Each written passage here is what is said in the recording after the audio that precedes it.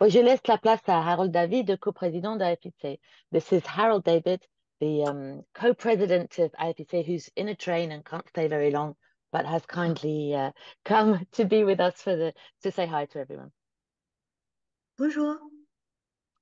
Hi, everybody. I will try to do my best with my English with this, which is necessarily less better than the one of Anna with native speaker in English. So I will try to do my best. Anna of the Festival of Avignon organization, which is ruled by an association whose name is AFNC, Avignon Festival et compagnie, which is coordinating and trying to improve all the process of the Festival of Avignon. You probably know that the Festival of Avignon is an open access festival. It's one of the biggest one in the world. It can be compared to the Edinburgh Festival, French Edinburgh or French Adelaide, which are the two other big open access festival in the world. Just a few information to tell you about what will be the webinar. Anna will present you the program, but the purpose for this morning is to present you how the Festival of Avignon is working, how it's possible to participate, what are the things you have to know before taking a decision to participate to the festival, and we'll try to be as concrete as possible so that you will have as much as information. Imagine how to participate maybe this year or the years after to the which can be a very good experience, of course, for your companies, your artists, and your shows, in the purpose of presenting them in France, because as all the French festival in the world, one of the most important function of this festival is to be a marketplace for the shows. It gives an access to the French market, of course, but also to the Francophone market, and we will try to improve the fact that it becomes an international market in attract more programmers and buyers from. We are at the beginning of this process, but it's really going quite fast because there is a huge interest of the professionals all over the world to participate to the Festival of Avignon and to come there to discover shows from all over the world. I will not be that much longer. I will try to connect a little bit later to follow your works this morning and trying to give also some complements of information. And I will now let Anna, being the manager of this webinar, and start to process all the information that we plan to share with you. Thank you very much for being there and for your interest. Thank you, Harold. Thank you, Harold. Thank you, Harold. Yeah, he's on a train. It's not easy, so thank you for being with us. Yeah, as Harold says, Agnès, can we change the slide and we'll get started? Voilà. So I'm Anna Cotis. I'm with the company Les Ouvriers de Joie. I was on the committee of AFIC for several years, and I still work with AFIC at AFNC, the association that runs the Avignon Off Festival, the Festival Off Avignon. And I still work on the international section, which, as Harold says, is something we're really trying to develop. And so this webinar is to help companies that are interested in the festival find out more, find out if the festival is for them, and help you have a better festival. So joining us later will be, with us already is Shakti, who has been coming to the festival for many years, and I'll present you in a minute, Shakti. And also there's the Venez, who's another person with a company who has also been coming to the festival for many years and can help answer questions. We're going to present the webinar with some information, and then we're going to open for your questions, and then we'll present some more information, and then open for more questions. And, so we'll break it up into different bits. Okay. So Agnès, would you like to present the IF&C team, or Clara? I'm asking the people who work in the office at AFC if they'd like to present themselves, because I've got my name up on the screen. Clara? Yeah. Yeah. Yeah, hi, I'm Clara. I work on the registration for the program and the professional accreditation services. We also have Agnès, who's our boss. Lisa is also there, and there is also Julie, who is responsible for all of the international subjects we are doing. I don't know if you want to say a word. Clara, could I just ask you to just put your camera on, because Clara will be at the festival this year. So if you see who she is, then you can go and say hello to her. You see she speaks English, you can go and talk to her. Hi. Thank you very much. And Julie and Agnès, would you like to just say hello? And then we can see your face and people can know who you are. Hello. That's Agnès. And Julie? Yes. Hello. So I'm Julie. As Clara said, I'm working on international subjects, and I'm also at the coordination. There you go. Well, thank you. So I'm just going to say again, because a few people came in, this webinar is being recorded. So if you don't want your face to be seen, please turn off your camera, because when you speak, you'll appear at the side. There you go. Also, if you do not understand English or French, or you're not comfortable in addressing questions in those languages, please present yourself in the chat, and feel free to say if you'd rather have things in other languages. Okay, so let's get on to talk about the Avignon Festival. Can we have the next slide, Agnès, please? So the Avignon Festival, the Festival of Avignon, is one of the three big festivals, theatre and show festivals in the world. There's Edinburgh, Adelaide, and Avignon. They're the three really big festivals. And Avignon is really special because it's a huge festival like Edinburgh and Adelaide in a small town. Avignon itself is not a big town, and it's a human-sized town in the south of France. So it's got a very special character, not just for these reasons. Can we see the next slide, Agnès, please? So there are questions about why you should come to the Avignon Off Festival, and we have some figures here for you. For example, in 2023, there were 1,491 shows, 466 creations, meaning shows that were played for the first time in Avignon, or created either the first time or created really recently, and the 370 shows that were performed for the first time. We have a large sector, more than 10% of the shows are shows for young audiences, and over 25,000 different actual representations. We call them levées de rideaux in France, so curtain raisings. 141 different venues, and 1,270 companies. And of those, there were 125 who are not French. So nearly 10% of companies coming to Avignon, more than 10%, sorry, of companies coming to Avignon, roughly, are not from France. And we think that there could be more than that. And we estimated, it's very hard to estimate the number of tickets because we don't have a direct ticketing counter thing, but we've estimated this year there were nearly 2 million tickets sold during the festival 2023. And just for information, this is this size, this frequentation, number of people coming is back to before COVID levels, if not better. I think it's slightly better, Julie, isn't it? There's slightly more people coming than 2019. I think so. Anyway, do you see the next slide, please?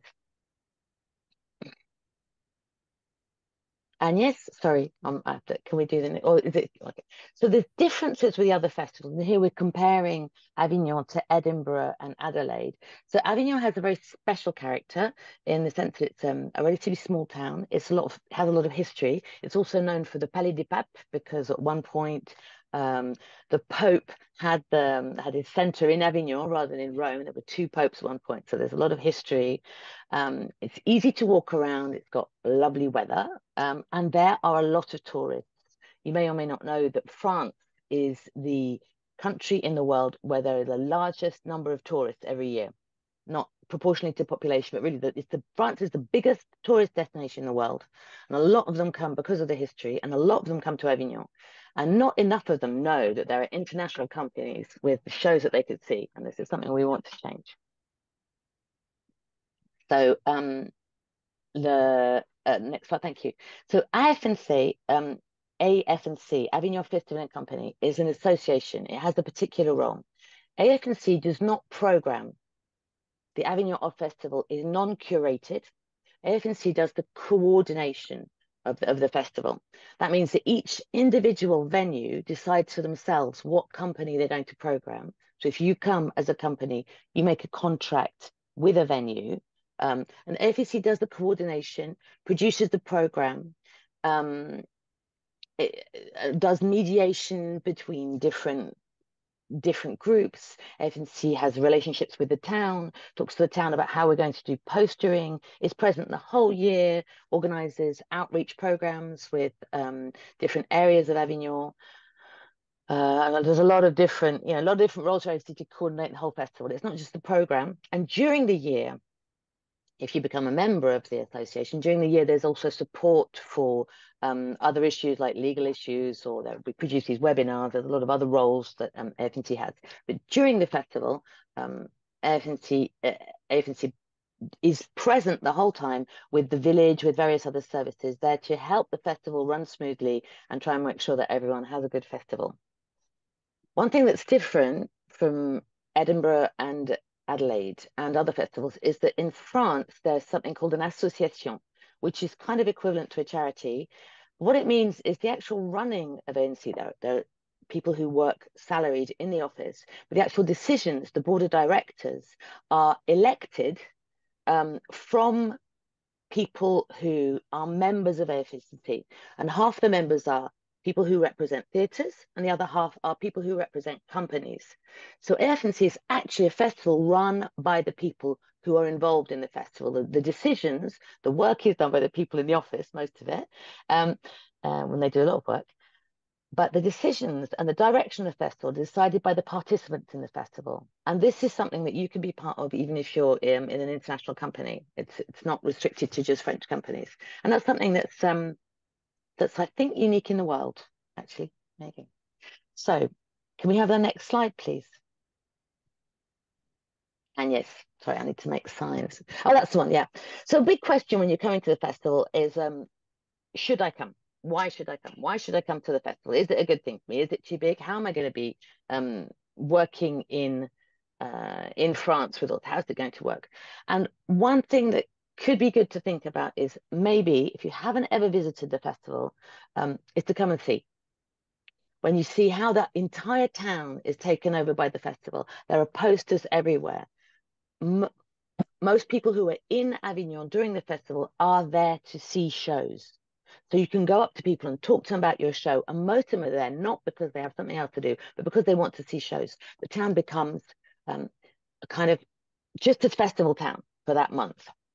So you can visit before, you can already go and look at different venues, meet different theatre managers, look at how different venues are, what kind of character they have, whether your show would fit in there, and see shows and see what it's like being a spectator in the show and see whether the seats are comfortable in the place that you want to play in. So it can be a good idea to visit it if you're not already sure.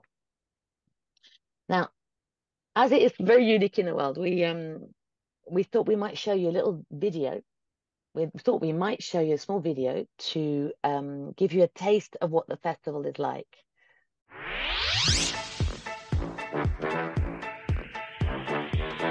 Jamendo.com.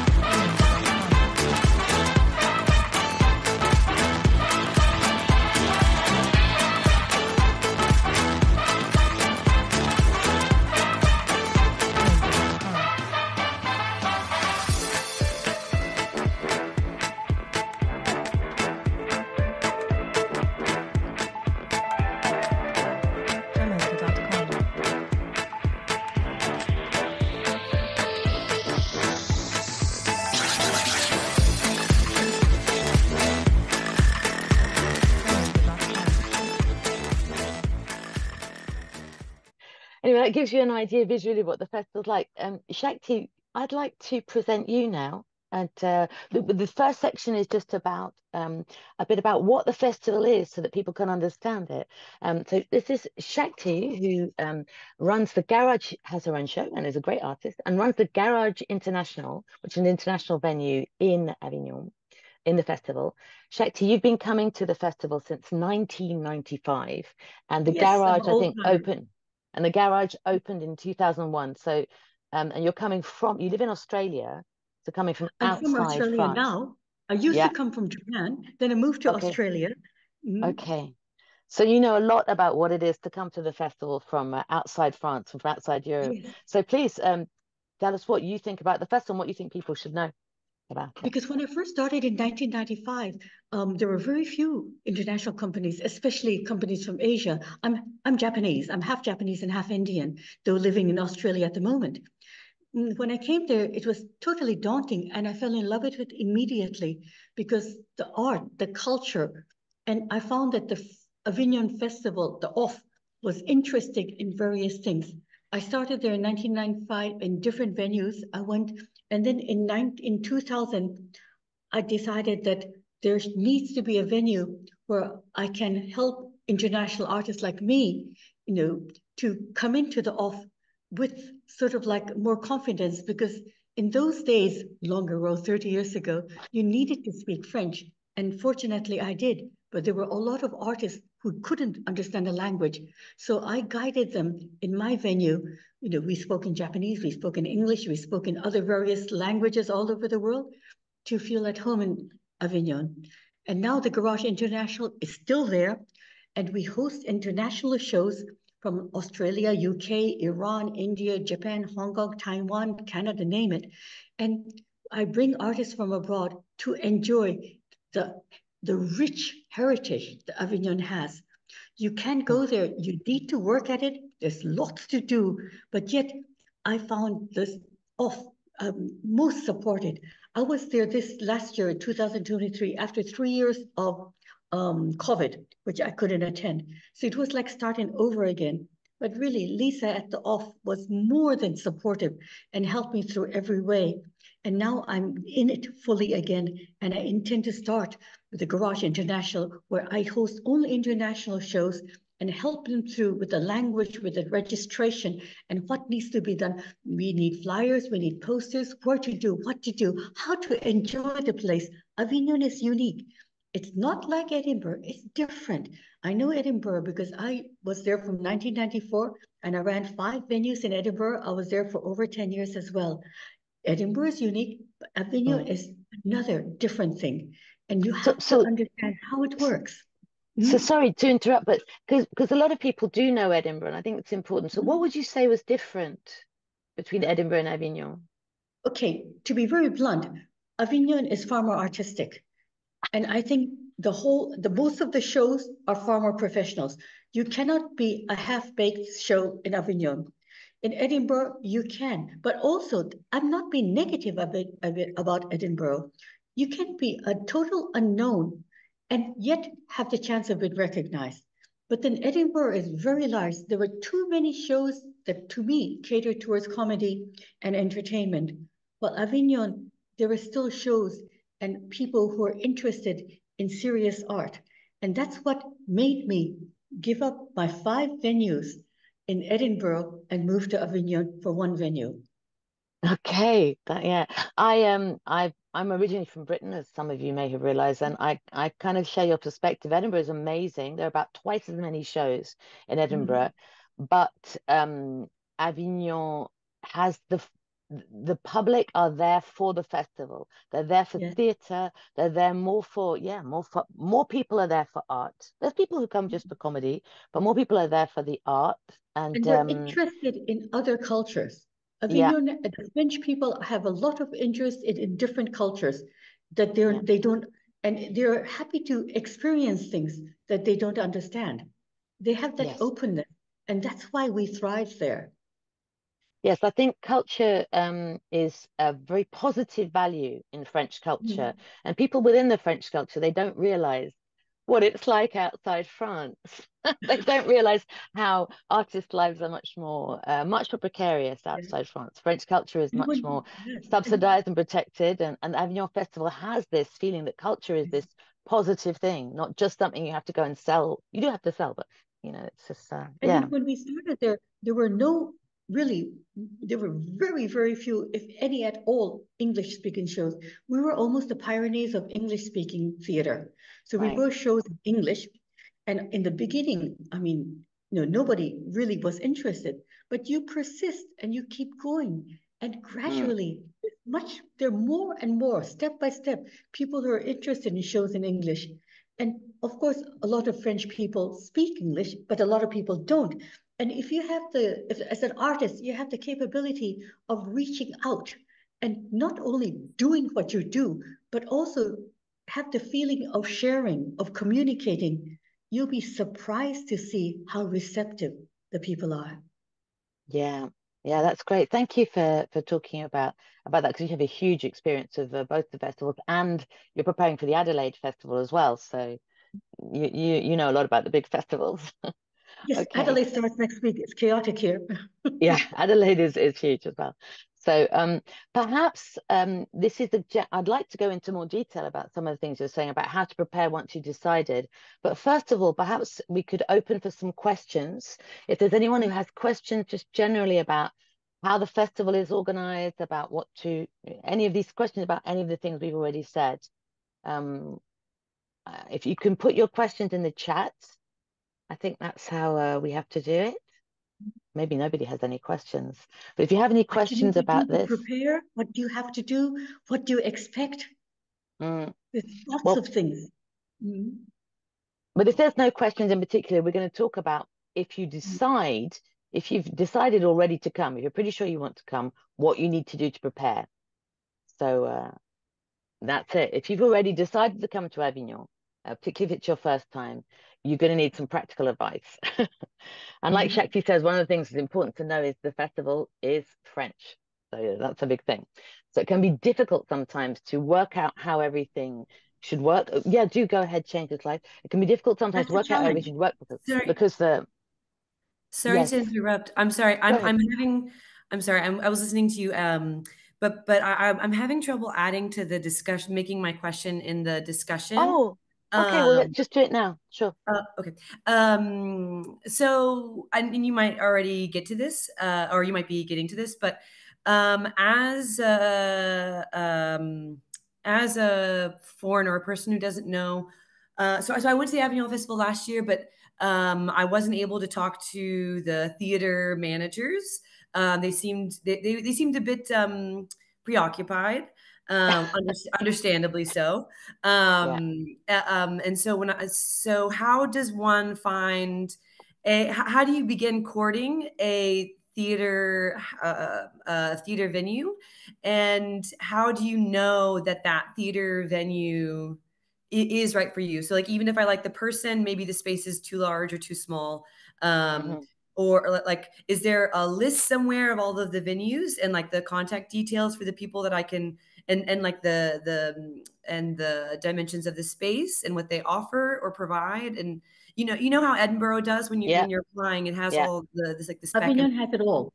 Just look at the website. It's very complete with all the venues, the specifications, the websites, and who to contact, who's in charge. If you were there last year, Scout, you see the shows in the venue. It is hard to talk to anybody during the festival. We're all really busy. But then see, you like a space, remember it. And if you go into the Avignon Off website, all the information is there to how to get in touch with them. Yeah, and if you can see the chat, Lisa from the office has just kindly put in the chat the link to the page on the Avignon Off website, and there all the different venues that are registered that are going to be part of the festival are on that page. And I believe there's also a search facility, so you can say, okay, I want 49 seats, I want this amount, you can kind of put different criteria in. Is that right, very Lisa? Well done. Is that right, Lisa? You can kind of decide different criteria? Yeah, that's it. Yeah. There's several filters that you can put according to what you want. And final follow-up question to that. In terms of paying the venue, is it always set by the, is there ever any room, just out of curiosity, for negotiation with the venue, whether or not you want to do like a blanket rate, or if you want to do like a ticket sale kind of thing? You have to negotiate with the venue. Each one has a different, and if you can convince them, they may change. So I can reply a little bit about that. I know that most venues, they do a fixed price, which is, this is a real kind of rule of thumb, but around, if it's a 49-seat venue, it should be about 100 euros per seat for the time, like around 5,000 euros for the time, roughly. That's really rough. Some places, if they offer more services, like they have, they have a press agent or things like that, they will ask for more money. And there are a few places that do what we call in French co-réalisation, meaning co-production, where they will take on the risks with you. And I think that's listed it's a minority, but yes, you can. It's all on the website. Yeah, and that's on the website. There's also the possibility, occasionally there are venues that are listed as doing their horaire, their créneau. I can't remember the word for that their slot. They do it as a fixed price thing. And then occasionally, if you meet them and they like your show, and they might, occasionally they will offer a different deal, but that's when they've already seen your show, they really want you to come. You kind of have to, most shows do offer just a fixed price thing. There's not much room for negotiation. I would like to add, just to make it clear, the venues have really quite a high quality. Like, you're not going to have to, of what's already there, you're not going to have to pay extra to have extra lighting or to have a dance floor. Or I know that in Edinburgh, sometimes you have a basic rate because it's just a converted room. And then if you want a black dance floor, you have to add it. You have to pay more. If you want side lights, you have to pay more.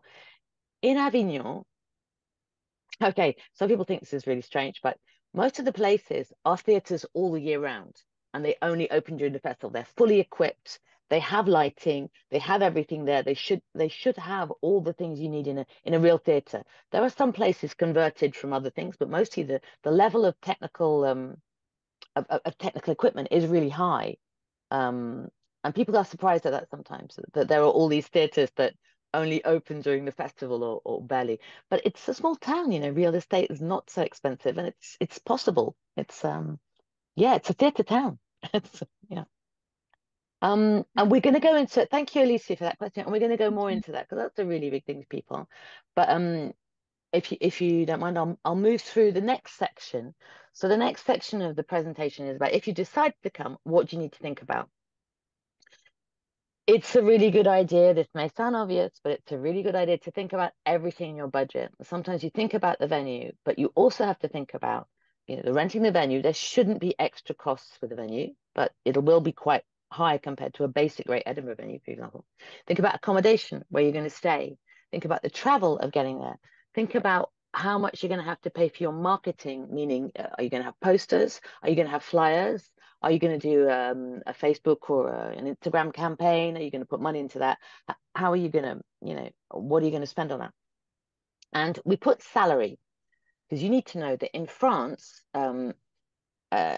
all theatre performers have what they call a présomption de salariat. They are presumed to be salaried, meaning that the French legislation expects artists who perform to be paid while they're there. They don't really have this profit share thing. Performing artists get a special status, and they're expected to have wages while they're there. And there are certain minima that are expected. So as I believe that since, I'm just looking at my notes here, 2016, if you're an artist or a technician who's being part of a show and you have a contract, you don't need a visa. If you're coming over, you don't need a work permit if you're coming over for less than 3 months. That's been less. It's changed. Yeah, you don't need a work visa. You can just come, but you are expected to have a contact with a production company. This can be a production company in France, or it can, because of the free movement in the European Union, it can be, you can have a contract with an outside France company within the EU. And in that case, it doesn't have to be a salaried contract. It can be just a service contract. like in many countries, you just get a flat rate because you're doing a service and if it's a company, if your contract is with a company that is outside France, you can have that kind of arrangement. If you're working with a French company, a production company, you're expected to have a salary, and this is the legislation. Income, you're going to have revenue from your tickets. It's incredibly unlikely that this revenue covers all your costs. I don't know anybody in France who does that. So what you might get financial aid from your country. If you're coming from other countries, sometimes there are grants to travel. I know some of the Latin American companies got a big grant to get, and it paid all the costs of coming over and a lot of the production costs. So do look into that. Look into your what other kind of financial aid you can get. I don't think IFSA has a lot of information about that, but we can try and put you in touch with people who do. Sometimes you can try the crowdfunding, but the more you can have your budget fixed, sorted out before you come, the easier it's going to be. If you're expecting to get 80% full houses and you end up with 20%, the festival can be really hard. It's a month, and you don't want that kind of stress. So do try and sort out your budget as much as possible. Shakti, I don't know if you've got anything to say about that, because you were nodding. Definitely. Yeah.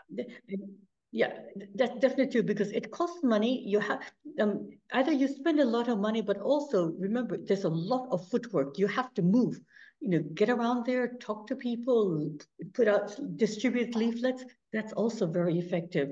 So you really have to think about how you want to work it out, how much you're willing to spend. Yeah. But don't come thinking you're going to get all your 80% full houses. It might happen. But plan your budget so that would be a great gift. 30%. 30% is quite realistic. Yeah, 30% is fairly realistic. I work on that as well. I think a lot of people do. Yeah. So another thing, no, I can't remember. There's nothing budgeting thing. I can't remember it. Never mind. Okay, should we move on to the next slide, please? There you go. So this is coming back to what you were saying, Alicia, about finding the right place.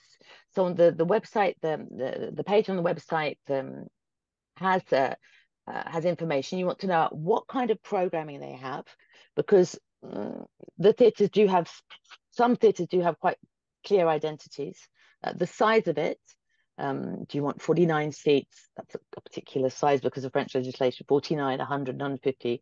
First time you're coming, depending on the size of your show, but 49 seats is the most conservative choice. What time are you coming? A lot of children's shows are programmed in the morning, for example. But if you have a good children's show, early afternoon might mean that you get more people coming, because there are a lot of shows programmed in the morning.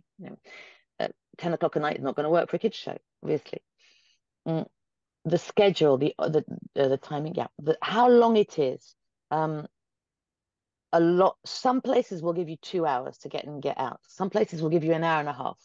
So you need to check that you can get your show to fit. And our questions are now, or should we wait to the end? I'll finish a couple of slides, Medixel, and then we'll do some questions, okay? And then the prices. Have a look at the prices. You can look at the prices they're asking you, but also the prices they charge for tickets. You can look at old programs. You can find those resources and see what they're doing, and does that fit in with how you want to work? Can we look at the next slide, please? So this is coming back to what I was saying before, French law. French law has a really strong employment law.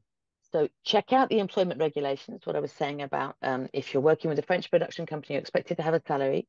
Also, copyright. Do you have to pay author's rights? Do you have to pay music rights? There is also French in Avignon. You can put up posters, but the town of Avignon has a really clear, well, not really clear, has really strict rules about where you can put up posters and where you can't. And last year they came up with what they call an arrêté, and they only publish it in French that says what you can and can't do. And I know some international companies found it impossible to read. So no, really, do you remember? Yeah, she's nodding. I think they are working with the town council to try and make it clearer, and we're trying to do as much as possible. Do pay attention, because they will give you fines if you poster in the wrong places. If you staple a poster to a tree, you will get a fine. So no stapling things on trees.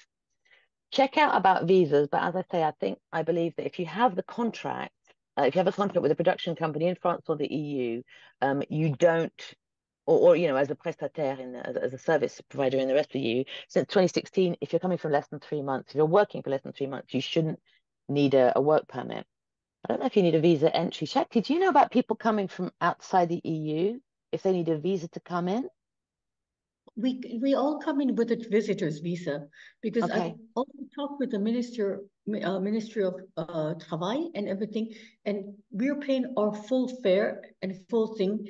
And from different companies have different ways, procedures of being salaried.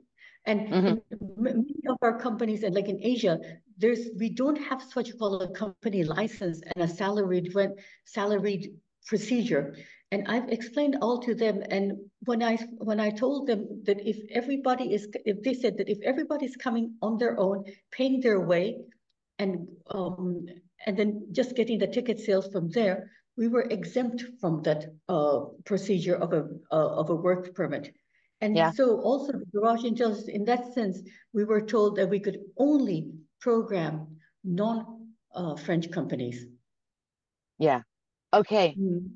Yeah. A company that is production based in France will expect it to have salaries, and we expect it that there's clear expectations. We only program them, and then I I submit who I'm doing and what they are, and that's why we always get an exemption for that reason. And it has to be totally foreign. Okay. And so you've never had anybody, have you had people who've had trouble with visas?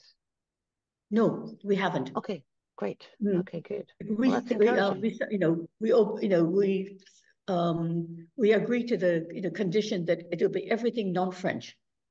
Okay. And every artist will be paying their way and their logement, accommodation and everything. Yeah. They want to know that people are going to come in and pay everything for themselves. We don't do anything for them. They do it all on their own. And we can easily submit all receipts and everything for that as well. Yeah, okay. I think other venues that program just one or two companies from abroad, they have the same kind of situation. Again, if you're from within the EU, things are just a lot easier. But from outside the EU, it's not impossible. So Julie's put up a little thing about the municipal bylaw about postering. It's in France in general, as you said, you're not allowed to put up posters, and then there's a special exemption for the festival, which means there are gorgeous posters everywhere. There's a limit of 150 posters per company, but actually I only put up about 100. I didn't need that many. It's not that big a town, so, and you're not allowed to put two posters next to each other. Well, anyway. Shall we? I know somebody wanted to ask a question. Marixelle, I wonder if you'd like to ask the question now, or should we carry on a bit more? There was somebody who had a question. Yeah, thank you. Hi. Hi. Hello. I'm Marixelle from La Chicha from Barcelona. Okay. Okay. So first of all, thanks a lot for proposing already the webinar. It's quite clarifying. Like, it was needed. Thank you. We have already a contract with La Chapelle des Italiens. Okay. Maybe some questions be around like when you were speaking, like we are about the conditions to work. Like normally people that are going to come with us, all the actors, actresses are from like inside EU because they come from Spain. And also, but my question was around when you were speaking about this flat rate, like the part that you were saying, if we are not with a French production company, we don't need to fulfill the French laws regarding but the conditions, how to be salaried, the wages. Yes. But we need to exactly. do something, you were saying, like a flat rate contract or something else, or so what they French law thinks that show artists are salaried, employed by a company. In most other countries, you're kind of like a service provider, or an artisan. You get a flat rate. You get like that. That's how it is in most other countries, in most European countries. What the French employment law will expect is that an artist or technician coming from another country, this is within the EU as well, They don't have to have a work permit if it's less than 3 months, if they have a contract with a company.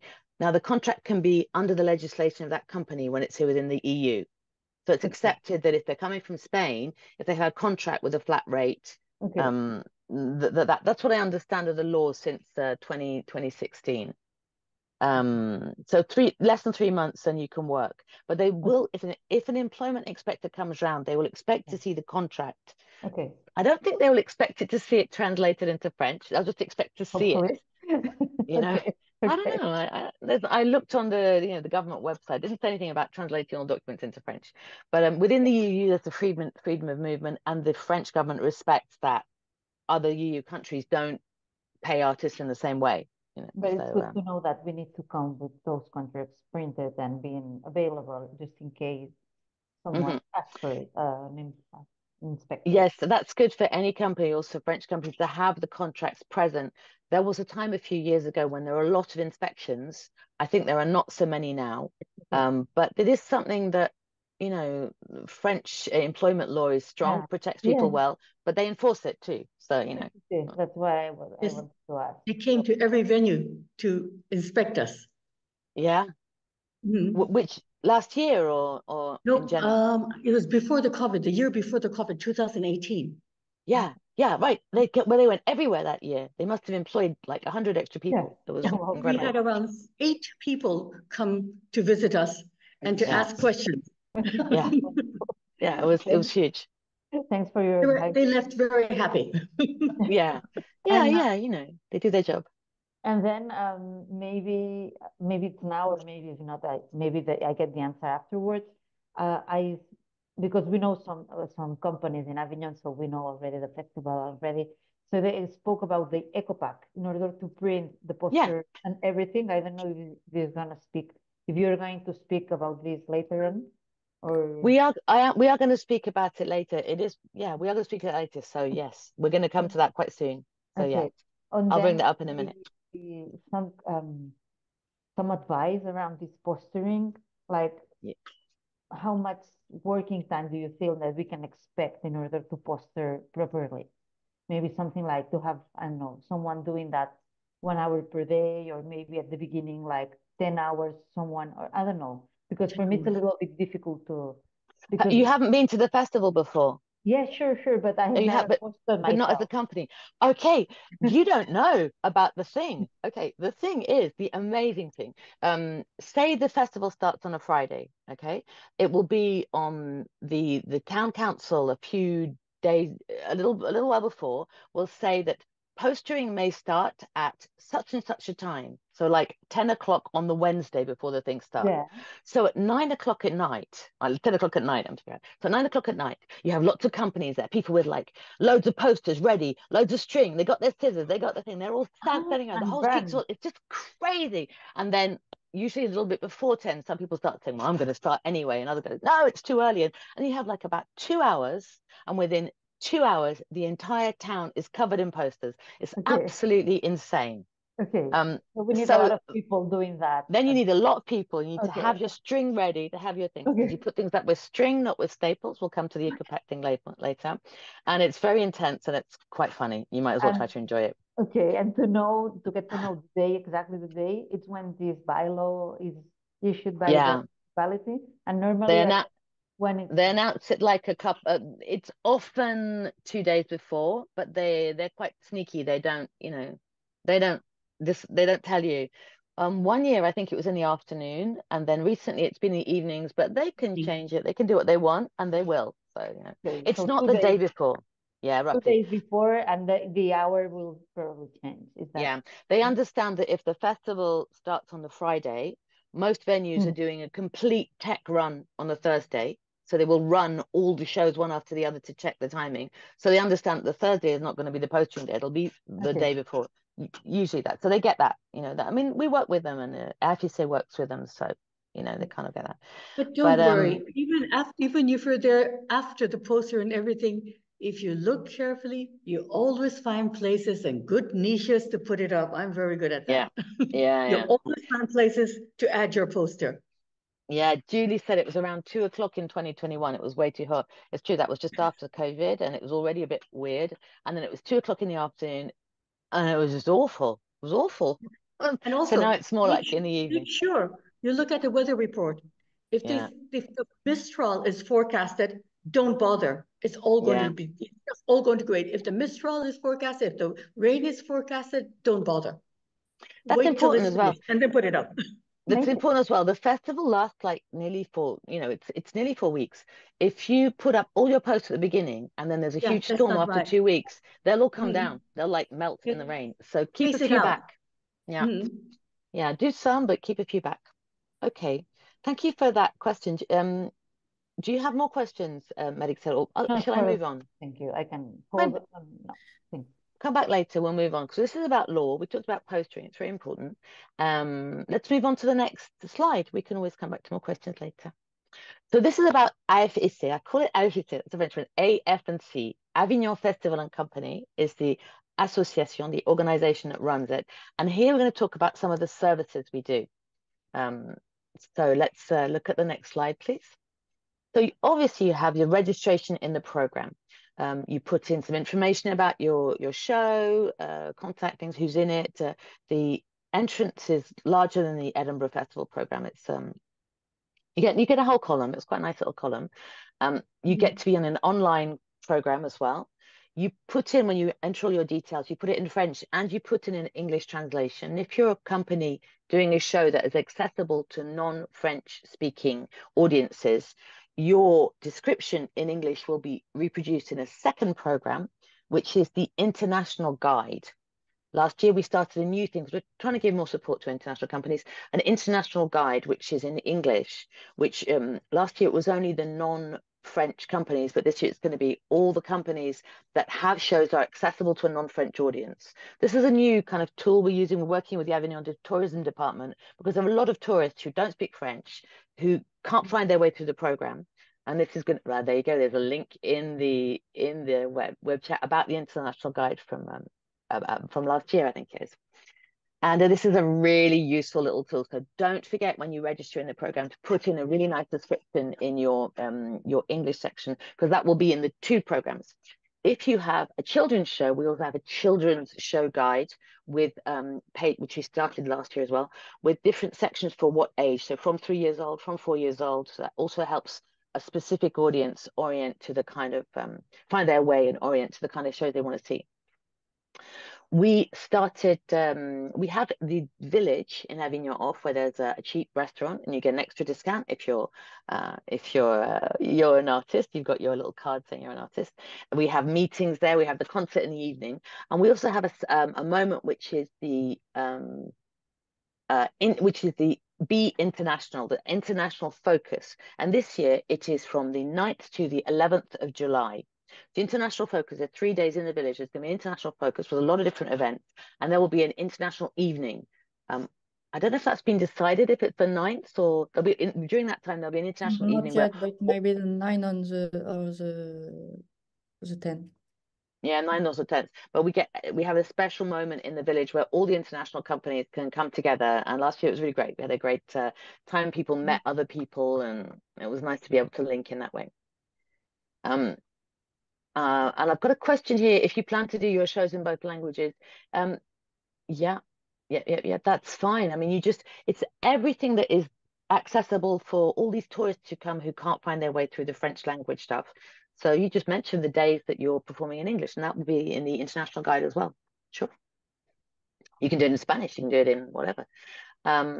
Another option is if you do it in, you do your show in a language and you organize stir titles. You organize like a video projector with the titles. That's a possibility. And some venues are, I don't think many venues are equipped with that already, but it's quite easy to set up with a video projector. I know L'Atelier 44, they do that regularly, you know. Yeah. So, and Clara says you can specify what you're doing during the registration. You put all that in and then automatically get all your information about how accessible your show is to non-French audiences, and that will get sorted into different into the different guides automatically. You don't have to do anything once you put it in during registration.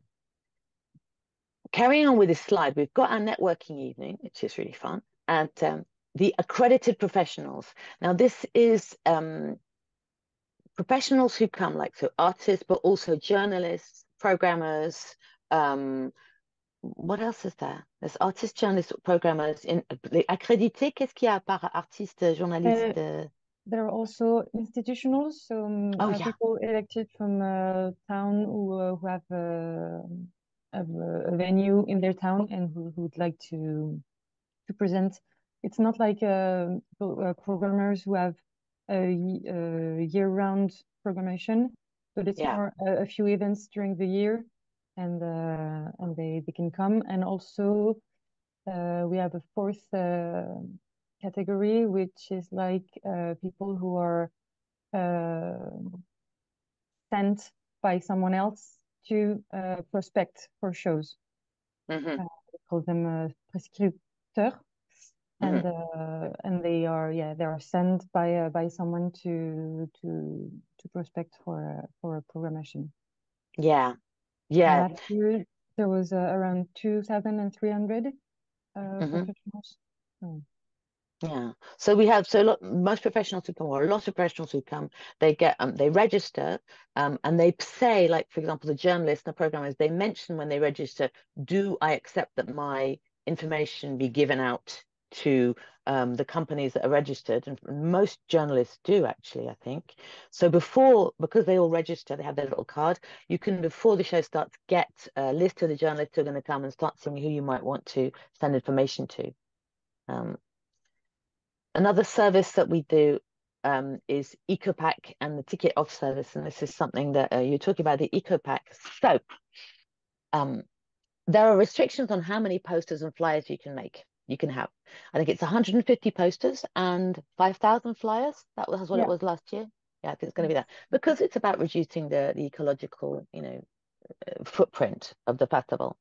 And the regulation that the town has agreed is that everything should be on recycled paper, if possible using eco-friendly ink.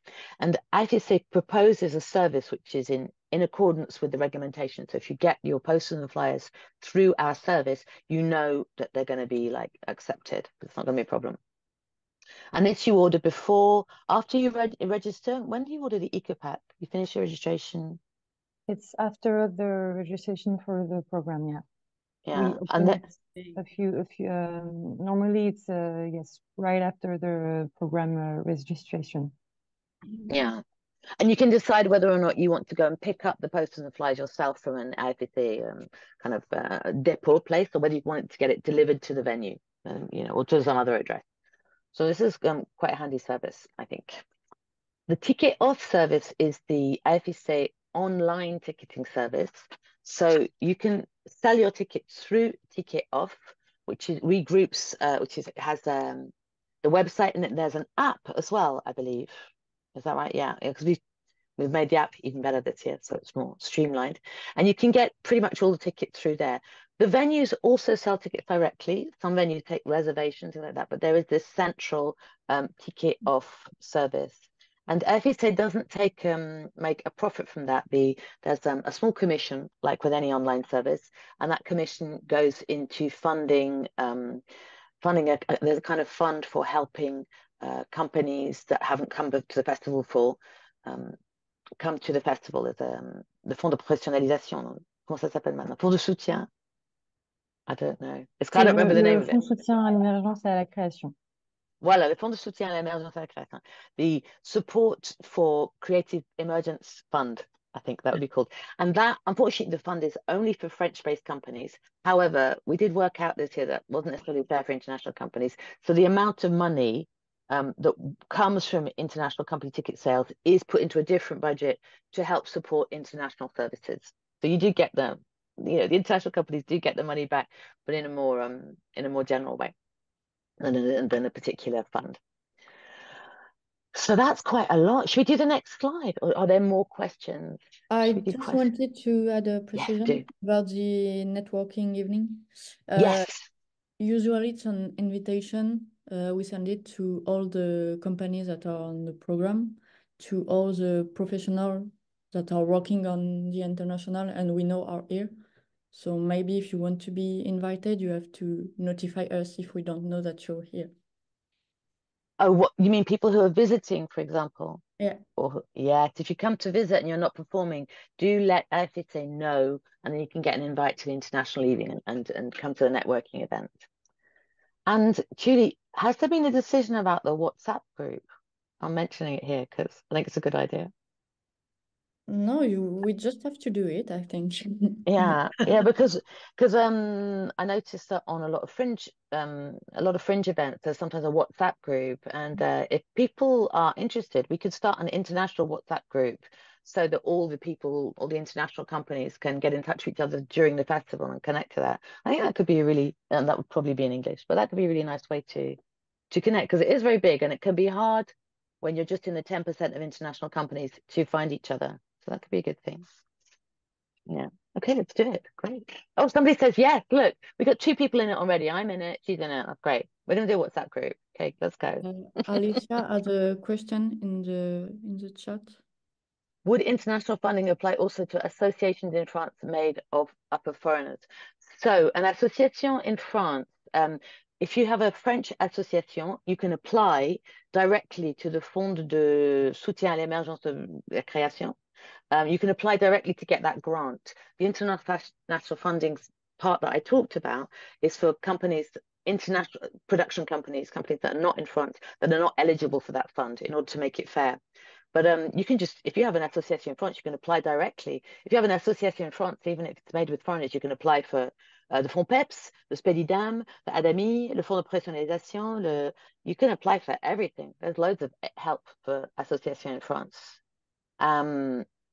I don't know, Alicia, if you know about these possible aids to French culture has a lot of support for creations, for shows. Have I answered your question, Alicia? Yes. Yeah, I'm aware of the funding. It's a bit overwhelming, the funding. I'm taking the other funding related webinar in March, so I can ask more questions at that time. Right. But it's a little bit tricky to navigate. But yes, I'm aware. I've heard that it's really great and that it's very supportive. Yeah. We also have the system de parrainage. There's a kind of what would you call parrainage? Is godfathering, but it's not really that. The support that we have a program at AFIC where companies that have been to Avignon several times take on the responsibilities for connecting with companies that haven't been, in order to answer questions. So you might want to ask about that, because you can get in touch with the company and say, yes, I did it like this. This is where you want to go. This is the website. Because that kind of orientation is really, really helpful. Okay, let's do the next slide if there are any more questions. Let's have a look at the next slide, maybe. Renato would like to ask something or say something. Okay. Oh, that's the thing. Just to mention in the chat about the parrainage, the thing I just talked about. There's now a little link in the chat. That's great. Okay, Renato. You want to go to the parrainage first? No, I just mentioned that the link is in the chat for people who want to look that up and find out more about it. Hi, Renato. Renato Lombardo from Milano Off. Great to see you. Good to see you, and thank you very much for this Zoom webinar. That's really, really interesting, and finally arrives at Avignon as many talks we had in the past. Yeah. And I make my compliments to Anna and Harold of the company and direction, that everything we talk really you did and put in a system very, very clear. And finally, I have here a program of 2016. It's like, you remember this one that was like years ago. It was 50 years of the festival. It was written, it was the year we set up the Milano Fringe Festival was the first year. So it was in coincidence with the 50. But since the time, I had a dream, and I exposed my dream at the festival that was announced like le plus grand théâtre du monde. But at the time, there was no world theater. No, il n'y avait pas de monde. There was anything for the foreigner or not French companies that they comes for different purposes. Now I think is everything in a good way and in a straight position. And my suggestion is just to get more strong the brand of this section. As a producer organizer, many times we talk about it. The company in Avignon are 125, so almost 10% of the company, 1,250, if I'm not wrong. Yeah, I put the figures up at the beginning, yeah. So it's almost 10% of the company participating to the festival. So it's a large number. And attended audience are like almost 2 million. It would be like interesting to know also if the incoming revenue are for paying people are also the 10%. So it means like 200,000 of revenue for a company. This is one. If we can have this score for next year, just to focus how big is the market for the international theater, that I would like to suggest to brand as a world theater, not international, not French. That is exclusive. I'm not inclusive word. It's not French. So if the section I suggest, if we open like world music, like exists the world music, like world theater, and try to open a international market as world theater, not that could be another goals for the companies to come to Avignon or Milan or Adelaide in participating in this part of the festival that should be in every big festival. Minimum. Renato, sorry to interrupt you, but this is really interesting what you're saying, and I'm wondering just about perhaps if we're going to have a more general. Do you have a particular question? I think you know a lot about the festival already, or perhaps we could finish. The ticketing was this, because otherwise, sorry, just to finish. Otherwise, just we could finish the PowerPoint and then do a more general discussion after.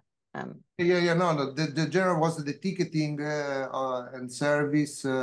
If it was possible to have a look on the international ticketing, if it is possible, and also in the evening.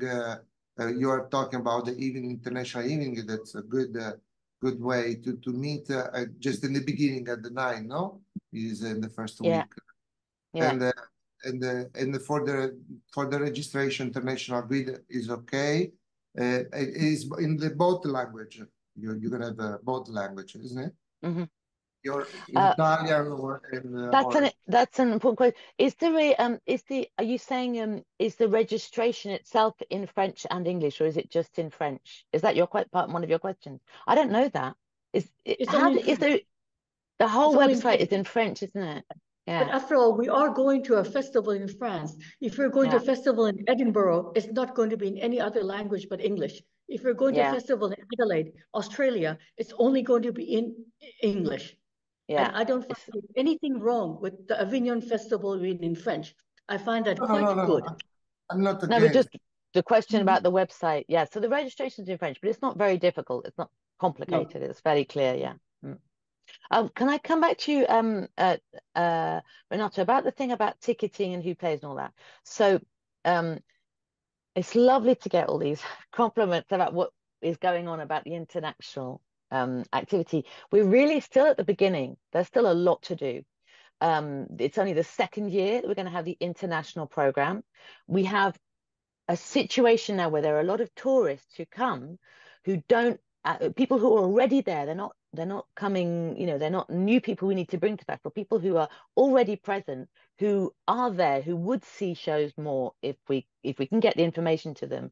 So I would expect the percentage of ticket sales, international ticket sales, to go up in the next few years, even with the same number of people in Avignon, number of tourists visiting. So it's something that's in development, and this webinar is part of that development. The actual measuring of how many tickets are sold, because there is no centralized ticketing system, it's a really complex question. We've also, AFPC is changing how it does its website, how it organizes that. We're working with a new service provider for that. So there will be changes in all that and in what is possible. And we're working towards being able to get to that data. But I'm not sure if we'll be able to get that data for 2024, because changing how you organize a computer system is something that takes quite a while. So, but it is on its way. Yeah, it is on its way. I don't think I can say any more about that because I'm not working on that particular dossier right now, that particular thing. But yeah, it's really important getting that data. It's really useful. Yeah, it's a part of the market. You can put a number on the market. Yeah. You know? Absolutely. No, it's been a really big thing for IPC as well, just to be able to produce figures about how many people come. It's been really important with the culture minister, with the government. It's just really important having numbers sometimes. Sure. Pay for international show. That's yeah, sure. So if it's okay with you, we'll move on more through a few more slides, or one or two more slides, and then we could open to other questions. We seem to be mostly doing questions on the way. I'm expecting to see Venez as well. Is Venez here? Has he arrived?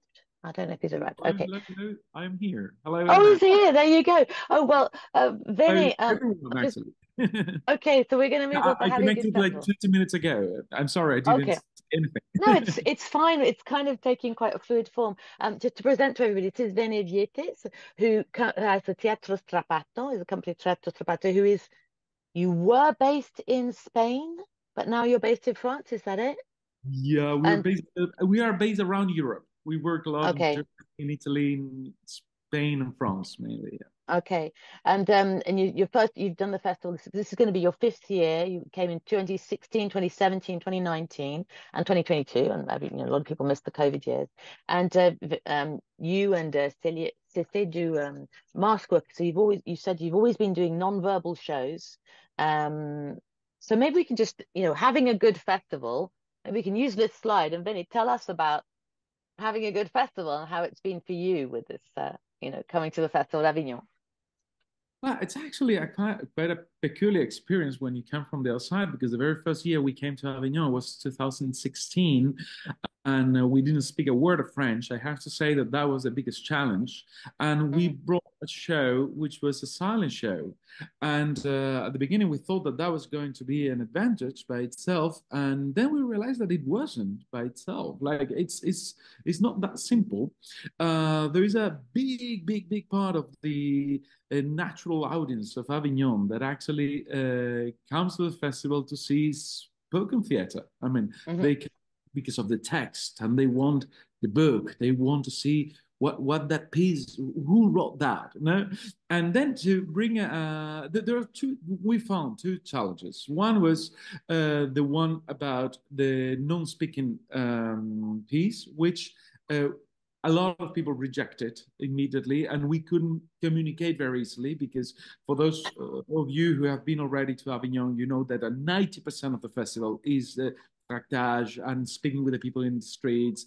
And yeah, we're going to talk about that as well. Yeah, absolutely. Yeah, so that actually doesn't make your life very easy if you do not speak French. By that time, we didn't speak French, and we had quite a hard time. But difficulties always stimulate creativity, and then we had to find our way of communicating that we were bringing a masked theater piece, which was not a comedy, because it was a tragedy. Actually, it was a show about street children in Latin America. So it was a tragic piece with masks, with no words, and it has already quite a lot of elements of people who you find in the street, and they see masks and they say, yeah, I don't like masks. So, and you find a lot of people who do that. And we would also show that's not real theater. Theater is always spoken, and you cannot even introduce your show to me in French. And I think that's actually the main difficulty that a new company that comes to Avignon Festival and do not speak French is going to find. And if you, from the very first day, you think of that as an advantage, as an extra tool you have, that can be very powerful. It took us a couple of weeks to understand that. But how did you do that? I'm curious. the thing was that actually we didn't pretend to speak a very bad French, and we didn't pretend to convince people who don't like mass to come to see mass theater, and people who don't like silent shows to come to see silent shows. We became quite good at identifying our real audience. People were walking more calm and willing to get the time to understand what you want to show them and to read your flyer. So something very important is to identify your target. Because as Renato said, Avignon is, I don't know how many millions of people come to the festival. It's crazy. And most of them are just running from one show to the other. So if you take the first 2-3 days to understand what is going on and not start running, but understand what is going on, identify your audience, because your audience is there. I mean, people who say, yeah, no, but Avignon is not for my show, it's totally wrong. Because Avignon is for every kind of shows. Like, everything is there. So what you have to do is to identify your audience. It can be small, but it's there. If you learn how to identify it and you walk around the city, you will find them, and you may have few sold outs during the festival, because actually that's the most important thing. If you start giving out flyers to everyone because you don't speak French and everything is written in French there, they will understand. It doesn't work. It doesn't work that way. So we started from a very disadvantaged position, and we turned that into a strength. So at the end of the festival, we had quite a good audience, but we were selecting the people who to talk with. So we didn't give thousands of flyers. We gave few flyers a day, but those flyers were very effective. So that would be actually our main tip to a new company coming, especially a non-French speaking company coming to Avignon, to really take the time to understand the audience and never make the mistake of saying Avignon is not for my kind of show, because that's just false. It's an excuse. Like, Avignon is for every show, but you have audience from everywhere and interested on anything. So for us, it's going to be a new challenge this year, because this is the very first time our company brings a show that is not a silent show. And now the last year, for example, we had a quite full house for pretty much every day, because people who like the silent shows, mask, and so they already know us in Avignon, and they come to our show. But now we're bringing something different. So we're going to start from the other side. All our strategies for the silent show and so on, we will have to rethink about it in order to bring this show, which is with text and it's in French and so on. It's translated into French. We premiered in Spanish and now it's into French. So that's actually the thing. I think that Avignon is everything. If you find a difficulty, don't think that is a problem of the festival. Take it as a challenge to find a solution, because there's room for everything and everyone in that festival. It's crazy. That's really positive. Can I just say, what size were you in? I think I saw your show in a show, like a 49-seat venue. Was that what do you do now? What size venue do you go in now? Pardon, I couldn't hear you. How many seats in the venue were you? Yeah, it was the first year we were something more than 50. This year we are Théâtre de Barrique, which is about 50 seats or 50 something, which is actually, I think, another very important thing for a new company coming to Avignon, to really measure your strength. Do not think like in any other programmation. Avignon doesn't work like the normal theater programmation, where you say, yeah, 200-seat theaters, it is great because it's a big stage. My show, it's perfect there, and so on, because then you have to fill 200 seats every single day, and you have to calculate very well your strength. Are you able to do that? That's not easy, because you have so many other hundreds of shows trying to bring the audience to their show that day. So that's something very important. It's better to start small, maybe adapting a little bit to a small stage if you are not strong enough to come for a stage that has 200 seats, because probably is the perfect stage for your show. But if it's going to send you bankrupt, that's going to be a disaster.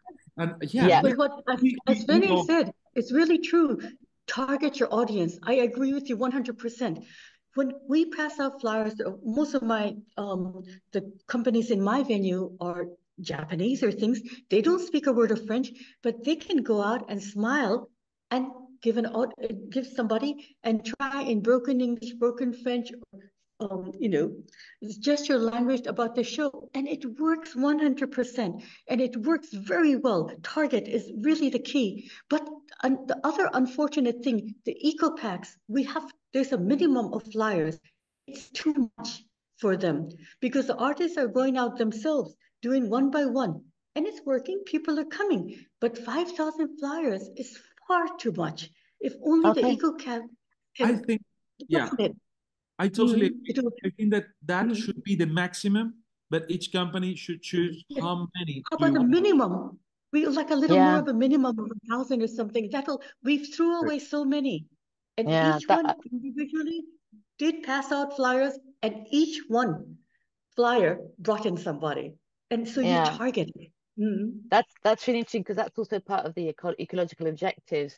I know that the town of Avignon got rid of several tons of unused flyers. Yes, and it's from our venue too, I'm sure. Yeah, at the end. It's something that, you know, everybody is working on, but there are some, you have to kind of bring, it used to be there was no limit at all. You have to kind of bring all the companies with you as well. But yeah, it's a good point. We're going to talk more about posturing and marketing a little bit later on. I am going to get to the end of this PowerPoint, but Alicia has I just want to say one thing.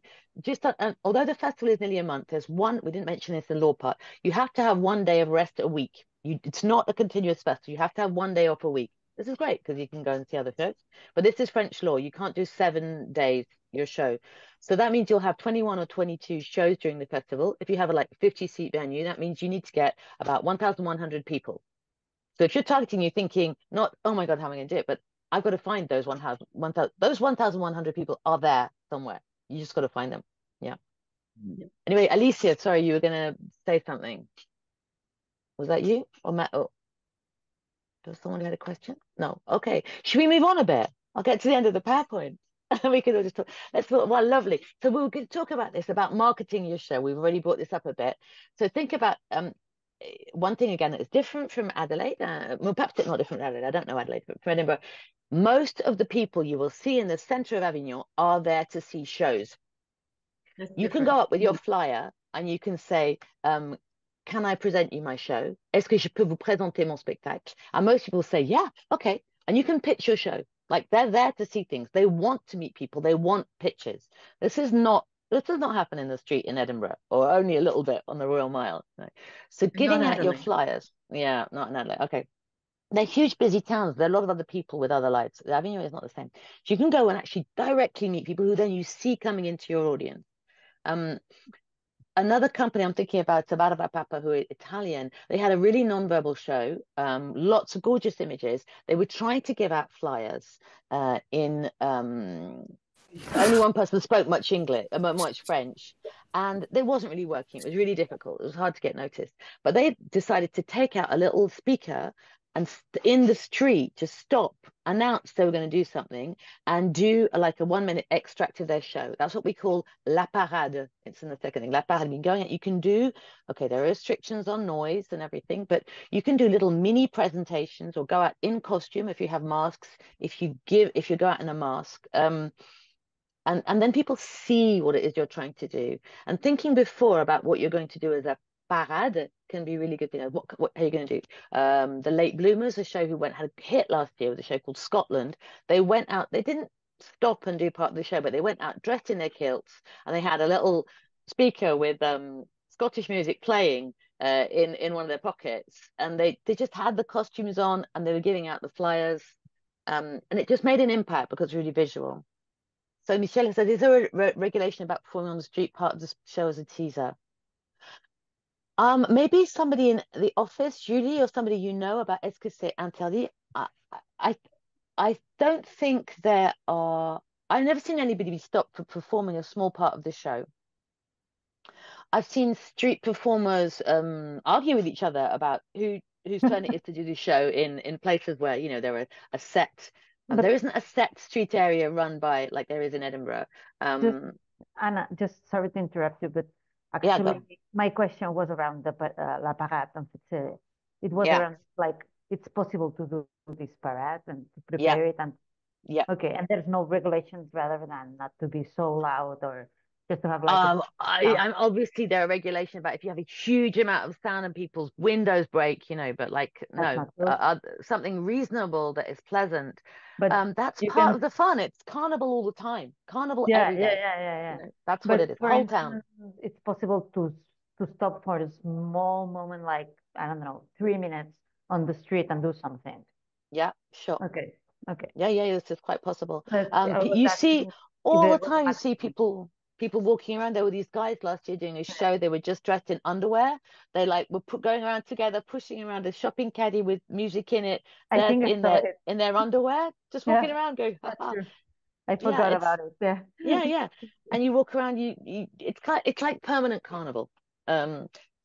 You don't, but like Shakti says, you know, people, you want to look for your audience because after a few days, people can get a bit tired if you're too aggressive. So really go get a good contact with your 1,000 however many people, and then they'll come. You know, yeah. Thank you. I wanted to add another thing as well. I think for international companies, the social media really important. It's really, really good to prepare little videos, teasers and stuff that you put up several months before. Because when people see you on the street, if you're an international company, they're going to go and check you out on Facebook or Instagram or whatever. And if you've already got things set up, which already have reactions, that's a really good advertisement for you.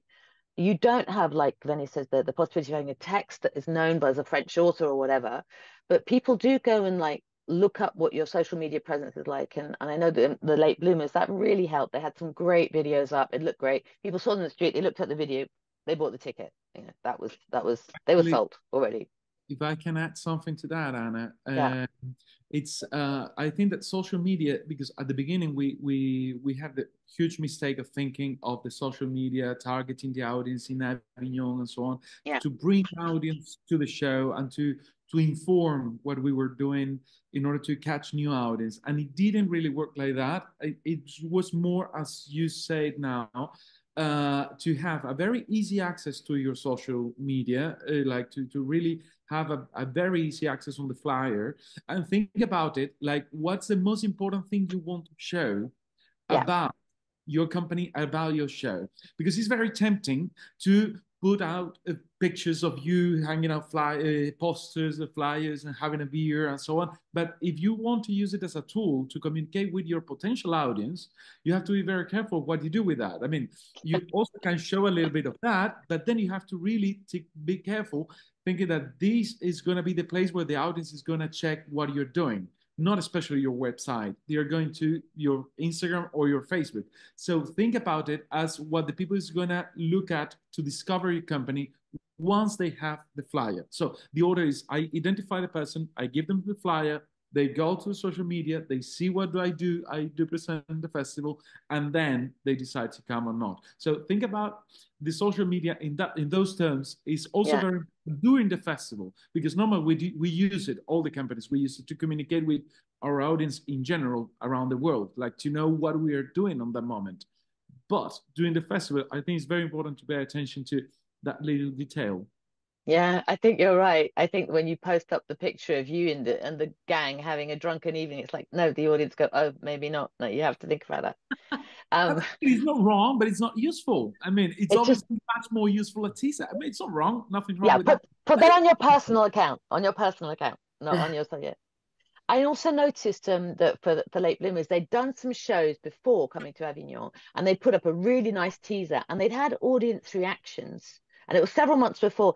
So you get there's a marketing idea that people need to be convinced at least twice. But if they see you and they like you, and then they look and they see on social media a teaser of your show and great reactions, they're convinced twice. And that's a really good way you can think teaser. And for international companies, I think it's really, we're not going to get recommended by people in France. You know, it's not going to happen. So having something else is really important. Reinforcing your kind of solidity. It's a great point that you make. It's just, I want to check. Sorry, are you talking from experience, Vinny? Did you put up some bad stuff? Is that... No, not really. But at the beginning, what we were trying to do is that to inform people that we were in Avignon, and that was unuseful. Like we just saying we are in Avignon, and people from Avignon, people in in the streets in Avignon when they go into the social media. Yeah, they knew you. They knew you're in Avignon. They didn't care. But they said, they okay, knew. right, you're in Avignon. Yes, you're hanging out posters around. Yes, you are walking around the streets that I see myself as well. But the information about the show, where is it? And that's actually, that's what we changed after. We start communicating more about the show, like fun tips about the show, why we created that scene, how we made the masks, and all little details that actually make the people interested about the project, because actually every single show, there's a project behind it. So to know more about the project and to be curious about it. Yeah. That's a really good point. And that connects up with what Shakti was saying about people are much more there for the art. So they are interested in what you're doing artistically and how you do it. They're interested in that. There is a question. Just a question. I know that there's this the Code de Notaire, no? Okay, they do like a trailer, a teaser, like 10 minutes of show, just presenting to the professional and a short version, professional and journalist. You know this. Code de Notaire. If it works, or how it works, if it's free, or if it's useful to do more venue to present for international, maybe that they'll speak, so the journalists can go there and see like 10 teaser live in a corner, no? in a place, and then decide to go and see the show totally. Yeah, so we're not just talking about a place called the Cour de Notaire, which is on Rue Thiers, I think, and they open up and they let you do a short extract of your show. I think the audience going to that, what I've seen is mostly French language speaking, but it's an important point. Yeah, it's a good question. With FSA, we can try and identify where a good place is for international audiences, international shows to do showcases. But for the moment, it's more the parade. Like Barbara Papa was more about the little things in the street. You know, there isn't a. This again is something that is changing. There are a couple of venues this year that are new venues that have recently decided to identify themselves as places that are non-verbal or, you know, physical theatre places. It's partly connected to do with the École Lecoq moving to Avignon. So there's a kind of change as well of venues, and I'm hoping there's going to be more and more visibility of international and non-verbal companies. But, you know, it's something that's in changing. Yeah. You had a question, Alicia. Yes. You said that just now. You said that there's a couple of theater companies that are wanting to kind of work with Lecoq. Are you aware of the names? That's not the question I wanted to ask, but you just mentioned it. I went to Lecoq, and that's my theater company. It's a Lecoq theater company, and so it'd be nice to have that. But do you know the name? I wasn't talking about the names of the companies. I was just saying L'École Lecoq has this year moved to Avignon. It's no longer in Paris. So, you know, they're obviously going to have venues that were friendly to that. There's a couple of venues that I know that I've heard are going to brand themselves as more physical theatre venues. So I think you should probably look that. But this is something I've heard. I'm not going to say, you know. Well, my real question is, sorry, just to but it's obviously going to be, there's obviously going to be an influence with Lecoq being in Avignon now. You know, people who are going to be coming out of Lecoq and they're going to be premiering their shows in Avignon. I mean, it's just going to happen because physically they're there, right? So, yeah. And I'm excited about all the opportunities that'll create for both the school and the festival as well. And anyway, but the question that I wanted to ask, so part of and this is to you, Anna, but also a little bit to Venez. So part of the motivation for me to go to Avignon, obviously I want an audience to see my show, but I'm also an association in France, and I know from speaking to some of the theater venues, they fill their season with shows that they see at Avignon, or they do this kind of networking opportunity. And I know that part of that, so presenting yourself is a form of marketing because you're trying to court these theater owners. And so my question is, for the Avignon Off Festival, do you have a list of the people that have venues, that have theater companies, or that have theater spaces, that are artistic directors of a theater space for the festival? And then for Venez, especially when he was first starting out with with his theater company and now, how often do you get responses back from theater companies who want to put your show into their season? Do you find, especially at the beginning, that it was worth it, that it was worth the time and effort that you put into it? Or do you think you need to be further along in your theater company to... Can I just get, so Hannah, so is your first part of the question about venues that are in Avignon that program shows, or are you talking about other places in France that will program the show you sell? Yeah, okay. Well, the listing, as we mentioned at the beginning, the listing of the accreditation of professionals, the programmers come in there. You should be able to get a lot of information out of that. The list is produced, I think the first list of the professionals that are planning to come, because they all register, the professionals that register, there's a first list that comes out in like end of May or something, and then it gets updated. You're going to get a new list sent out with all the people added roughly every 2 weeks. Like you can get the up-to-date list. Afterwards, this said, you have to be able to identify who's going to program your kind of show. And this is what something we haven't mentioned, but if you want to sell your show on into France, trying to get hold of a chargé de diffusion, a diffuser, someone who's going to come with you and who's going to work, who's not going to be performing, who's going to be working during the show, working only on sending out mails before, contacting people, identifying people who could come, programmers are going to come, getting them to come back, seeing if they're going to come, seeing what day they're going to come. If somebody can just work on that, and is not somebody who's got artistic responsibilities, that can be a really good thing. And that can be somebody in your company, or that can be somebody you pay. And if you want to ask me how you find somebody that you pay, I have no idea. We all want a really good person. No, I know that there's, I have many friends that are in France working as theater artists, and I know that there's the official things and then there's the unofficial things, and that's theater, and but the person that'll do, I'm sure that it's going to be one of our company, and there's going to be volunteer or whatever. But anyway. But if it's somebody who's performing, you might want to let that person not do the parade as well, because it's a lot of work, so they're not maybe going to be available for doing flyering and the other stuff. So they need to be using several hours a day on it. Yeah. Okay. I think Vinny, maybe all the rest of the question, we should go back to Vinny. Yeah, well, actually, I think that this is our 5th Avignon, and especially because we think it really works, but it works in a more open way. We honestly, I have to be very sincere with you, we don't think of Avignon like a festival where we go to sell shows to theaters and that's it. If you think it that way, that could be frustrating. It could be ineffective in somehow, especially at the beginning. Because, as Anna said, you need a chargé de diffusion, someone who takes care of selling the show.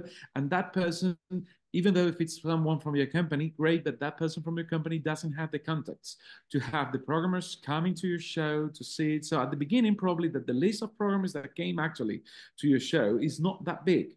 So the potential clients you will have at the end of the festival is probably not that big. And in that list, just a little percentage will actually buy the show. But that's if we think of Avignon like a place where we go to sell shows and that's it, which is what most of the companies do. And we think personally that it's totally wrong. We have to think about Avignon like something that has a huge amount of side effects. We have been touring in many different countries, from people from other companies who were playing in Avignon, came to see our show. They knew about another festival and told the people of the festival, call this company because that's going to be great, and so on. We had a full tour organized before the COVID, and it was canceled in Ukraine from a company that was playing in Avignon, and they were not programmers. They were not people who have a theater. We went to play and to Switzerland, to many different places in Italy, in England, to Latin America. We tour normally in Latin America 2 or 3 months a year, and we got a lot of contacts. So other people from Latin America interested in theater, they went to the festival. They were not registered as programmers, but they talk about us in their own places, and then we got contact by those people. And not only that, but all the other companies, if you get too concentrated on doing the parade, giving the flyers, doing the show, chargé de diffusion, sell the show, you will probably miss the point of the festival. And the point of the festival is also this international meeting, l'apéro in the village you off, going there, talking to the people, knowing other colleagues, going to see other shows, meeting new people, seeing other works, companies that you feel you like and they may like you, and invite them to see your show just because of the nice part of sharing. And Oui, bonjour, many things c'est come Harold out David from pour le that. Rouge-Gorge à Avignon. Oh, hello. Oh, yeah. Hello, Harold. Are you in the train? No. And well, yes, it's. I think that if we see Avignon as a huge place where we all are inside during that month, and we can meet each other, many things can come out from that. Like, for example, we are going to publish now the text of the show that we are presenting in Avignon, and the translators, all of them are people who we met in Avignon. The translator into English, the English version, the translator for the French version of the show, all of them, we met them in Avignon. We have been to so many other festivals because of people we have met in Avignon. So selling shows, if we think about it as a small part of it, it's better, especially at the beginning, because after you get a little bit better known in the festival, and then you will have more programmers coming, and then it will improve. But at the very beginning, I think that the goal, the most healthy goal, is to think about, yes, selling some shows to the programmers, understand what a chargé de diffusion means and what do we need from them, and using the rest of the festival to doing PR, meeting people, knowing things we like, companies we like, festivals we would like to apply to, and so on. So that's from our experience. Yeah, it's really interesting. I got a slide later on where I kind of try to take that on, but we've already got to it. That's great. But I feel very confirmed. Shakti, would you like to add your point of view on that? This point about what is the festival for? Do you sell shows? What do you get from it? A lot of people I work with, and for me, the festival is for sharing my art. And it's very difficult to sell because I don't live in Europe. And for a lot of times for the producers or the promoters to buy someone from Japan or Australia is very far. And the international airfare is quite high. And a lot of people say, if we were in Europe, we can have you. And actually, but then if they can't afford to bring us over from Australia. And so, and also for the rest of the year, I'm performing elsewhere. For me, I think to share what you do and to get the recognition and to get the response from the audience and the promoters and the presenters, that's quite an important part of the festival for me. That's really, thank you. That's great. Well, let's move. I've got more to say about that, but let's get through this PowerPoint then, because we can get, there's not much left. Can we change the slide, please? On peut changer le diapo. On avance un peu parce que comme ça on arrive à voilà. Oh yeah, this is an important thing I didn't want to leave out. Support during the festival. Avignon can be, when you arrive really hard. You can, this is really important one that I wanted to put in. If you have a good relationship with your venue can sometimes support you. They can sometimes just give you advice. They're people, they live in Avignon, a lot of them, and they can give you really important advice. AFC, we have mediation. So if there's a problem with your venue or with something else that's contractual, AFC can be a mediator. Every year there's one or two occasions where there's something really difficult going on between a venue and the company, and you can ask AFC to step in and do negotiation between them. Renata, thank you, Renata. He's going lovely. And other companies as well can give you support. You can find other companies that speak your language or have done it before. There's a lot of places you can get support. If you have difficulty with your landlord or you need disabled access, you don't know where to go or something, there's quite a lot of people happy to help. You can go to APC, but also your venue and other companies can be helpful. And if we do this international WhatsApp group, which I think we should, we'll be able to ask each other for questions there, and that should really help the international companies. Can we change the slide? Next slide, please, the prochaine diapo. Voila. And this is what I wanted to get to. This is what you're talking about, Venny, about the opportunities. Yes, there is this idea. And Venny, you said you think most companies are there to sell shows. I don't think that's true. I think that most companies, we talk as though companies only come to sell shows. But I think when people want to sell shows, they come once, they realize they can't sell many shows the first time, they don't come back. Whereas if you want to get the most out of the festival, you understand all the other opportunities. The meeting people, meeting professionals. Sometimes you meet somebody, this happened to me, you meet someone in the festival, and then later on you're working with those people because you met there and you got to see what they did and they got to see what you did. And you cannot know that that's going to happen, you know. And I would say like a big thing about Avignon is be prepared to be surprised, because it will surprise you. It's so kind of out of control and chaotic. There's so much there. You cannot know what it can bring you.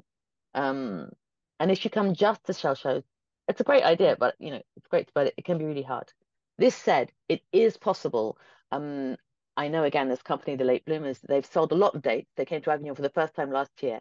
However, before that, they had already done Edinburgh, I think, twice. They played in Adelaide, I think, twice with their show. They'd won awards in quite a lot of fringe festivals. They had a show that was completely ready, absolutely ready to roll. They had great social media. When you go on social media, you saw that they'd won awards at Adelaide, awards at this comedy festival. That they arrive, they do their parade, all dressed in kilts, whatever.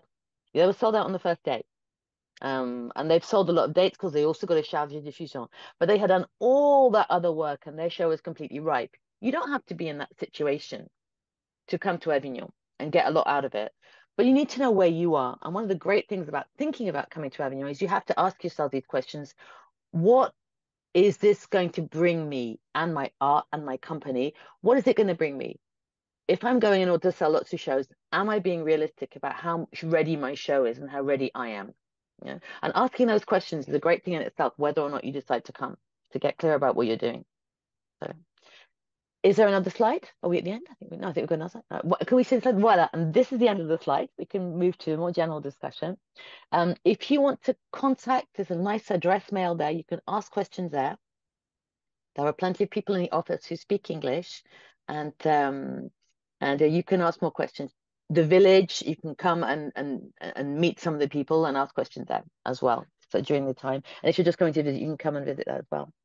So perhaps now we can see, are there any more questions? We could just open to, yeah, we have a few more minutes. Are there any more questions? Anything else anybody wants to say?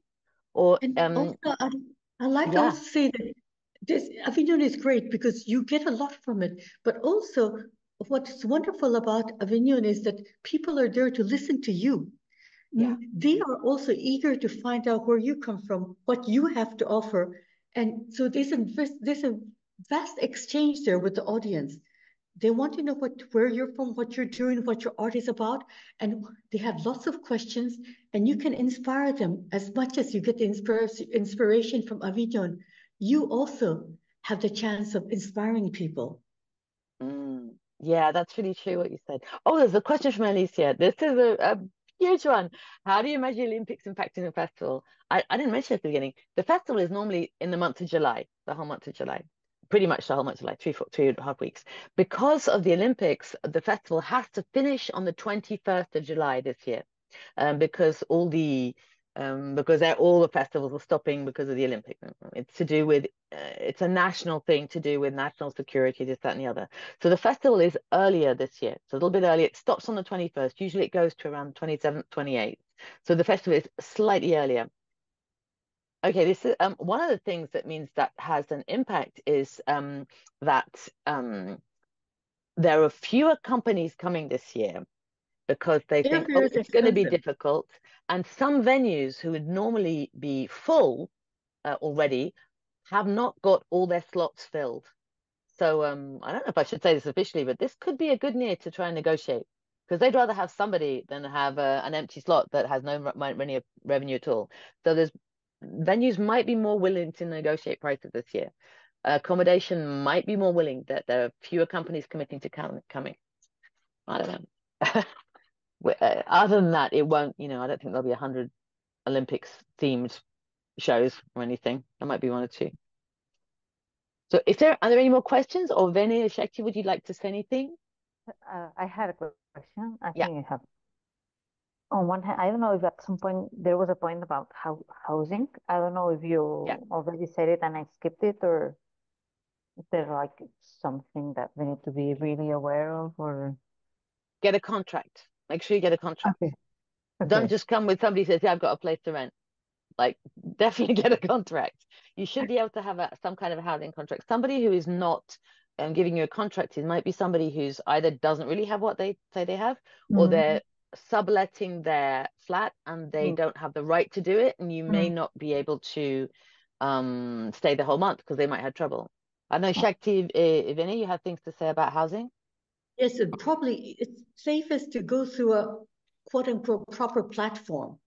Yeah. Rather than just finding something that here's something to rent, go through like, what is booking.com or stays or, something that's much safer. Because I've known companies who've arrived there and, there's nothing. They arrive at the address that doesn't exist. Yeah. The thing is that it's a good filter to know is Avignon is expensive. I mean, the rent is going to be expensive, and if something is a little bit too cheap, it's not real. And yeah, too it's cheap. true. I think that going through official platforms is not going to be more expensive than going through special opportunities that might be false, because actually there's a lot of people trying to cheat around something so big, but that's not because it's Avignon, it's everywhere in the world. It's like everywhere. that. It's everywhere for festivals. Yeah, so it's I think I totally agree also with Anna to be especially careful when you look for accommodation, because that's going to change your life during the whole month if you have the proper accommodation you found, or if you're going to have some problems. We never had problems, and we were being very lucky, but we know companies that had, and that's quite a big problem. Thanks a lot. Look carefully. Sorry, can I just add something? Look carefully at distances as well. There's a thing called intramuros, meaning within the Avignon Old City walls. Most of the festival happens within that. And there is accommodation within that. That's going to be a bit more expensive, and probably you won't get as much sleep because the festival goes on all night. So are you going to be inside the walls, but you know that you're going to be okay, or in a slightly quieter area, or just outside? How far are you? If you're going to be coming back and forth every day, is it some distance you can walk? Are you going to hire bicycles? Are you going to actually go, no, I want a cheaper place, I want a swimming pool, I'm going to be 5 kilometers out, I'm just going to rent a car the whole time? Like, you can make your decisions about what you want, And remember, cars are not allowed into Avignon City. No, that's true. Unless you have a permit. So remember that you have to be aware of that. Yes, during the festival, they change the regulations. They do sometimes say that people, I think this is under negotiation this year, but the registered artists can get a parking permit to go in the underground car park in the Island Park the whole day. Also, if you have a permit from a residence, then you can go into your parking space. Yeah, so that you have to watch if you bring a car as well, because they will find cars that are badly parked. So that's going to be a problem. I wanted to add as well at every door, so you can't come in at all. Yeah, and I wanted to add about the it's not something particular in France, but there is a thing in pretty much every country. It's kind of an unconscious prejudice, but if you don't speak the native language well, there are some people who think that you might be a mug. You might be a sucker. They might be able to get, and that you won't know how to use the law to protect yourself. That's why I say, check things out, use the contract. If you have a problem, ask your venue, ask other companies, come to AFIC and say, I'm having something that's not right. I should mention as well that about sexual harassment and sexual violence, French law is really strong about this, and more recently about in culture, there's particular things. So there is no kind of sexual harassment or anything that should be tolerated. If you're in a venue and you're getting changed and somebody's peeking over at you, that's not allowed. And the venue is supposed to have a protocol in place for dealing with that. So you don't have to tolerate, French law is strong also to protect us. And that's something that I was working on that section for AFIC, and it's something that's really important, because sometimes people coming from other countries think that, oh, well, maybe I can't do anything because I'm from outside, and you can do things. And that whatever country you're from, if you get any kind of harassment or behavior that is not right, you can resist that. You can take action, and AFIC will be there to support you in that. We don't want the festival to be, AFIC doesn't want there to be any kind of bad behavior, because it tarnishes the whole festival. So it's really important that we keep kind of standards up. Just by the way, that's the thing that bothers me. So, Thank you very much. And just maybe last question. If so when we register into the program and we pay the fee, is the moment we pay the fee and we have access to the ticketing and all this, or there is another fee, or how does it work relation with that? Well, I'm going to pass that on to the office people, but there's two things. There's one thing I should mention. There is the registration for the program, which is, you know, whatever your size, it's to do with the size of your venue and things like that. And then there is also a small sum, which you can also become a member of the association. And that you don't have to pay that, but if you become a member, you can then vote on how the different the General Assembly is in November, and you can vote on who should be on it. You can stand. You know, if you do 2 festivals, you can stand to be on the group that runs it. It's a member-run company. It's a member-run organization. You can also become a member, and I would really encourage that, because the more companies that become members and express opinions about what international companies should and shouldn't have, you know, the better it's going to be. Like, I was the only person on the committee representing international companies. Most of them don't, so it's really good if more people join in. Julie or Clara, can you reply about the registration, about when you get access to tickets for this year? So the registration for a show last year, it was around 350 euros. It might change, not a lot, but it might change. And for theater, it's based on the size of the. That's right. The theater, it varies. You're right. Yeah. Yeah. My mistake. And so once you've registered for the program, you have access to tickets. Registration for tickets is free, and then EcoPack is there's a fee for EcoPack, so for the flyers and the posters. And I think for the top pack, so it was 150 posters and 5,000 flyers. I think it was around 2,000 euros. It was 2,000. It wasn't 2,000. No, it was less. 200.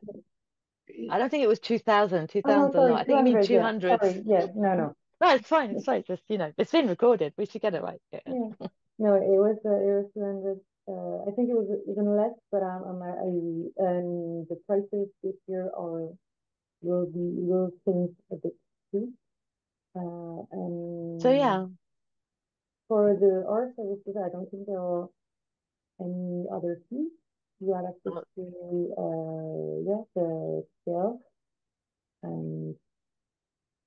So yeah, to just be clear, so your registration fee covers everything, the program ticket off everything. You can also get your flyers and posters through the EcoPack, but that's not obligatory, but you can do that, and that's a second fee. And then if you want to become a member of the association, I think you have to have already performed before you can become a member of the association. Once you've done a festival, you can become a member. So yeah. I have a question about that, because to become a member of the association, is the company that becomes a member, or the single people? That is a really good question. It's the French regulations. It's the company that becomes a member, and then the company says, and we will be represented by, and it nominates a person.